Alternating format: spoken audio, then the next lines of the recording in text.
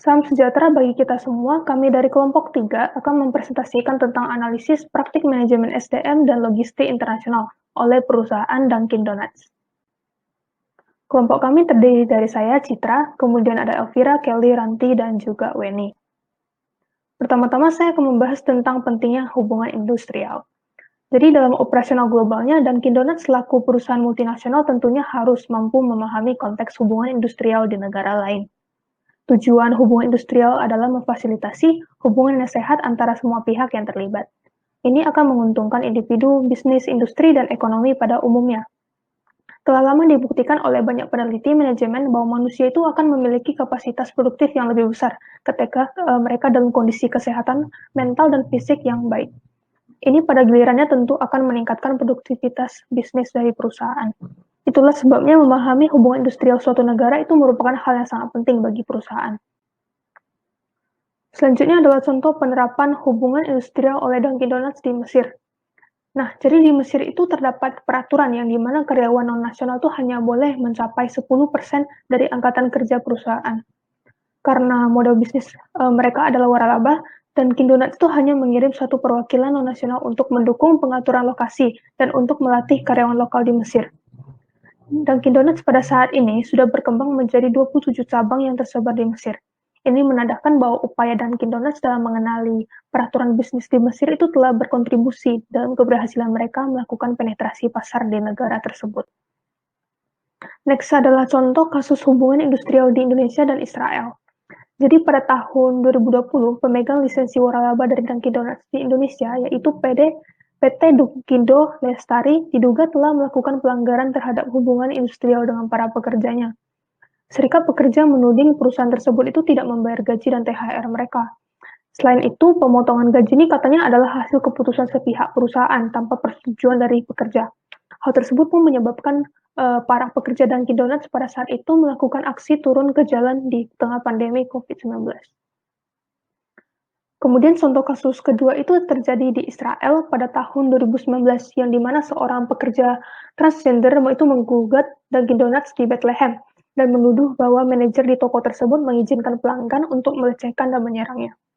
Menurut gugatan tersebut, ada 3 pelanggan yang menyerang dan mengancam akan membunuh pekerja tersebut. Pada hari ia diserang, dia melaporkan kejadian tersebut ke polisi dan juga ke manajernya. Manajernya pun menyuruhnya untuk pulang, namun beberapa hari kemudian, pekerja transgender ini dipecat tanpa surat peringatan. Slide selanjutnya akan dijelaskan oleh Weni. Struktur organisasi Dunkin Donuts adalah divisional atau multidivisional structure. Ini memerlukan pemisahan fungsi perusahaan menjadi beberapa divisi. Unit individu dalam struktur mewakili geografi atau produk perusahaan. Seorang manajer tunggal akan mengontrol berbagai aktivitas yang terkait dengan produksi produk Dunkin Donuts. Setiap fasilitas akan terdiri dari seorang manajer umum yang dimana bertanggung jawab untuk mengawasi operasi. Salah satu keuntungan mengadopsi struktur divisi adalah fleksibilitas. Ini akan membantu meningkatkan elastisitas dan produktivitas organisasi. Selain itu, kegagalan satu divisi tidak akan mempengaruhi divisi lainnya karena setiap divisi akan beroperasi secara independen. Yang berikut saya akan membahas mengenai corporate culture atau budaya perusahaan. Jadi, budaya perusahaan yang diterapkan oleh Dunkin ini dapat dikategorikan sebagai budaya klan atau clan culture. Budaya klan ini dia lebih fokus kepada orang, sehingga mereka itu menciptakan suasana pekerjaan yang mirip dengan suasana dalam rumah atau satu keluarga yang berbahagia. Nah, penerapan budaya klan ini akan meningkatkan keterlibatan karyawan, sehingga perusahaan itu menerapkan budaya tersebut dengan pandangan bahwa tingginya keterlibatan karyawan akan mendorong loyalitas karyawan dan juga produktivitas mereka, dan itu dapat menunjang bisnis mereka menjadi lebih sukses. Nah, untuk mendukung budaya perusahaan yang mereka terapkan itu, Dunkin menerapkan berbagai kebijakan dan juga fasilitas yang diberikan kepada karyawan mereka. Contohnya yang pertama ada full partnership and community, employee research group, dress for your day policy, early release Friday, employee fitness center, free coffee stand, dan sustainability. Nah, yang pertama itu ada full partnership and community. Jadi itu merupakan salah satu upaya Dunkin Donuts dalam mengembangkan CSR mereka. CSR itu merupakan Corporate Social Responsibility. Jadi mereka itu ada sebuah grup khusus yang dimana mereka mendukung karyawan untuk berbuat baik seperti beramal dan juga menyumbang dana kepada orang-orang yang kurang mampu dengan cara memberi dukungan dana dan juga fasilitas ke karyawan. Nah, selain itu, mereka juga mempunyai Employee Research Group yang berisi karyawan-karyawan yang memiliki keahlian ataupun minat yang mirip-mirip, sehingga mereka dapat membantu mengembangkan budaya perusahaan mereka menjadi lebih baik lagi. Selain itu, Dunkin juga memiliki kebijakan Dress for Your Day policy. Jadi di sini Dunkin itu memperbolehkan karyawannya untuk bebas memilih pakaian kerja mereka. Jadi kalau misalkan mereka ada ketemu klien, mereka bisa pakai pakaian yang lebih formal. Kalau misalkan nggak ada nih, mereka boleh pakai pakaian yang lebih santai, bahkan boleh pakai jeans lagi. Nah, selain itu, mereka juga ada kebijakan Early Release Friday. Nah, di sini setiap hari Jumat, karyawan itu bakal pulang lebih cepat, jadi mereka hanya kerja setengah hari aja. Selain itu, mereka juga ada fasilitas untuk karyawan. Contohnya adalah gym, fitness center, dan juga stand kopi dan donat gratis bagi karyawan. Selain kebijakan yang di dalam perusahaan, Dunkin juga memiliki budaya perusahaan yang bertujuan untuk meningkatkan inovasi produk perusahaan di masa depan. Nah, jadi untuk mendukung budaya tersebut, Dunkin membuat sebuah tim khusus untuk berkomitmen dalam mengembangkan produk dan membuat inovasi baru. Tim tersebut dibentuk dengan tujuan supaya Dunkin dapat menjadi market leader dalam perusahaan kopi dan donat. Jadi di sini saya akan menjelaskan tentang leadership and management style. Management style yang digunakan Dunkin' Donuts adalah autocratic management, yang dimana pemimpin membuat keputusan dan setiap orang harus mengikutinya. Autocratic management style ini dia mengikuti pendekatan top-down dengan komunikasi satu arah dari atasan ke karyawan. Namun perlu diketahui bahwa dalam kepemimpinannya, CEO Dunkin' Donuts ini menganut gaya kolaboratif kolegial. Kemudian, ini berarti bahwa meskipun rekan satu tim terdiri atas orang-orang dengan latar belakang yang berbeda-beda, mereka berbagi rasa hormat pada satu sama lain dan saling melengkapi. Mereka menghargai kepercayaan, fleksibilitas, dan keunggulan. CEO Dunkin' Donuts ini yang bernama Robert Rosenberg mengatakan bahwa tugas tim lintas fungsi yang terdiri dari perwakilan departemen adalah penting untuk kelancaran perencanaan dan pelaksanaan kerja. Dunkin' Donuts berfokus pada 3P, yaitu planning, people, dan product. Dalam planning, perusahaan Dunkin' Donuts ini memiliki tujuan aspiratif untuk menumbuhkan pendapatan mereka terlipat 15%. Tujuannya untuk memastikan mereka memiliki keunggulan kompetitif yang dapat dibedakan, yang dimana memaksa mereka untuk bereksperimen dan beradaptasi terus-menerus. Dalam people, bakat rekan tim dicocokkan dengan tugas mereka. Selain itu, juga kekuatan pelengkapan dari setiap rekan satu tim diandalkan daripada mencoba memperbaiki kelemahan setiap individu. Untuk produk, Dunkin' Donuts berusaha dalam memastikan produk mereka berbuat dari bahan-bahan terbaik yang tersedia, dan juga melatih dan mengawasi karyawan untuk terus meningkatkan eksekusi. Jadi selanjutnya saya akan menjelaskan tentang global trends. Jadi pertama, meskipun pada pandemi virus COVID-19 ini telah menimbulkan kekhawatiran tentang gangguan dalam logistik, hal tersebut juga telah membuat digital training semakin populer. Mengantisipasi adanya social distancing sebagai akibat penyebaran virus tersebut, Dunkin' Donuts sendiri telah menggunakan metode pelatihan virtual training. Penerima waralaba Dunkin' yang baru, yang biasanya perlu menghadiri program pelatihan langsung di Dunkin' Branch University, telah beralih ke model virtual. Tujuan dari penghentian sementara berbagai kelas tatap muka agar bisnis tidak terkena dampak negatif dari pandemi, namun penerima waralaba tetap dapat menerima program pelatihan berkualitas tinggi yang sama.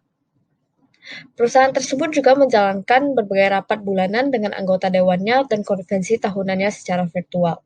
Selanjutnya adalah tren global lainnya yang telah mendapatkan keterlibatan dengan Dunkin' Donuts adalah praktik berkelanjutan atau sustainability.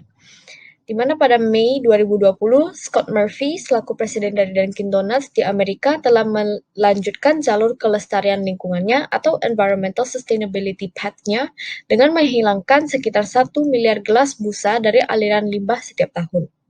Untuk mencapai hal ini, perusahaan beralih dari gelas busa polisterin ke gelas kertas di semua restorannya secara global.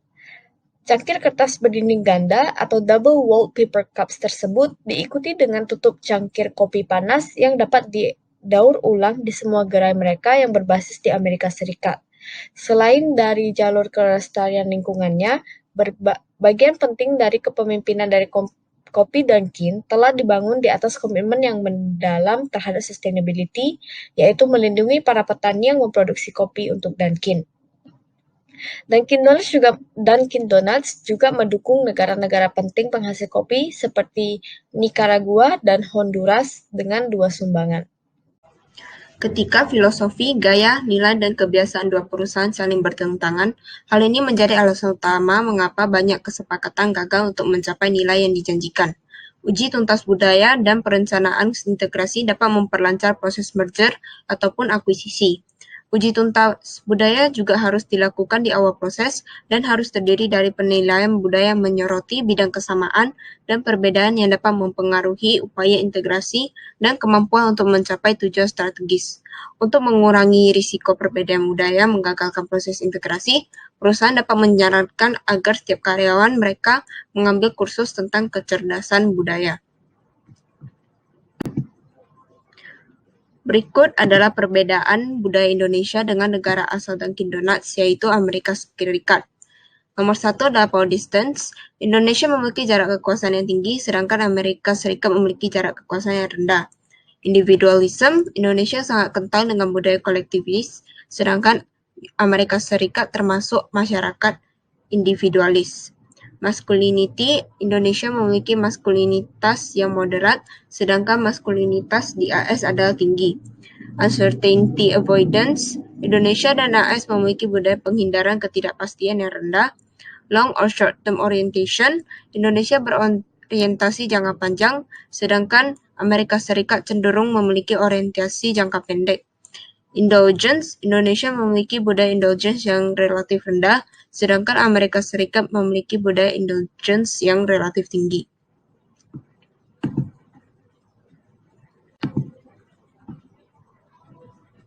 Untuk mengatasi konflik internal sebagai akibat perbedaan budaya antar negara, maka Dunkin Donuts membuat Employee Handbook.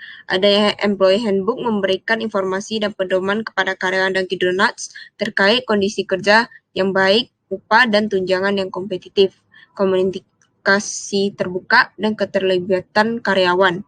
Menurut panduan tersebut, karyawan yang dipekerjaan oleh Dunkin Donuts didorong untuk mengikuti kode etik pribadi yang memupuk kesejahteraan karyawan tersebut sendiri, kesejahteraan rekan kerja, dan yang memungkinkan karyawan dan rekan kerja untuk mencapai kualitas produksi yang menguntungkan dalam pekerjaan pekerja.